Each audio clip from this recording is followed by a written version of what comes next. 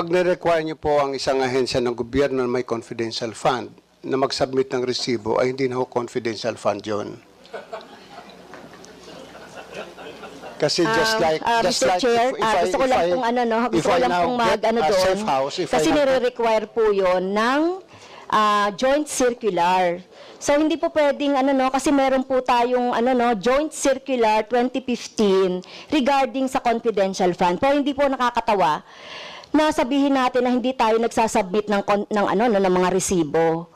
So I beg to disagree po, no. Kailangan din natin mag-follow po doon sa JC 2015.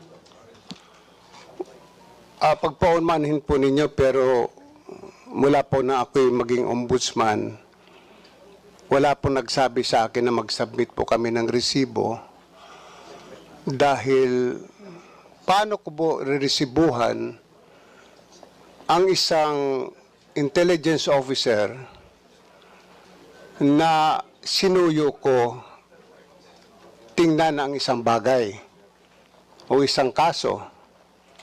Ano ho yung resibo ilalagay ko doon? Paano ho ililiquidate sa akin ng intel officer? If I get a safe house, magtataka pa ho kayo, ba't ako kumuha ng safe house? Baka naman yung safe house na yun ay hindi totoong safe house, kundi motel. I mean, I really don't know. But if that is the case, na pag-uusapan po natin, pag-aawayan natin ng confidential fund, then, alisin nyo sa budget namin yung confidential fund. As I said, we can survive. I can continue investigation cases. We just smile at my friends at the ISAF and some other investigation agencies. Madali lang po yun eh.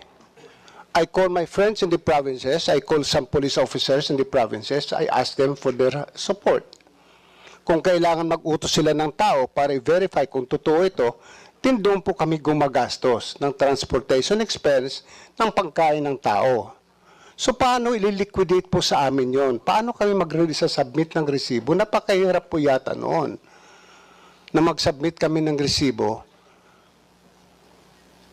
At siguro wala namang papayag din sa amin na intel officer na pag binigyan ko ng 50,000 pesos o i-liquidate mo sa akin, na tuwing sakay niya ng taxi, kung siya ay may, which I did it before, na pinamanmanan ako isang empleyado ng ombudsman, pinasundan ko, abay, siguro may hirapan yung intel officer na every now and then, bibigay sa akin yung mga resibo ng gasolina. At pag niliquidate ko yung resibo ng gasolina na yon as my own expense, baka sabihin ng COA, hindi pwede kasi hindi ka pwede mag-claim ng gasoline expense because you have your transportation allowance. So I don't think a receipt is important. What is needed is that we make a certification, we issue a certification to the effect that we have spent the confidential fund for purposes of investigation of cases. Bakit po kami nakakatipid? Noong araw po, kuminsan lumalakad po na investigador 5. Yung 5 pong yun binawasan ko. Kasi ang aking filosofiya, kung kayang gawin ng isang Little Indian, yung gawain ng 10 Little Indian, bakit hindi ba nga ba gawin ng isang Little Indian? So just like when I was investigating the case of the onions, yung mga sibuyas, may mga isang tao kung pinalalakad o 2. Kung medyo delikado yung lugar na pupuntahan, 3 sila akong pinapupunta.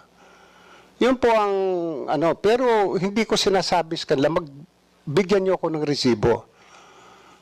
Kasi pag sila'y pupunta rin doon, mayroon mga binabayaran din sila mga tao na sinusuyo yung tao na to gather more evidence for us. Marami pong salamat.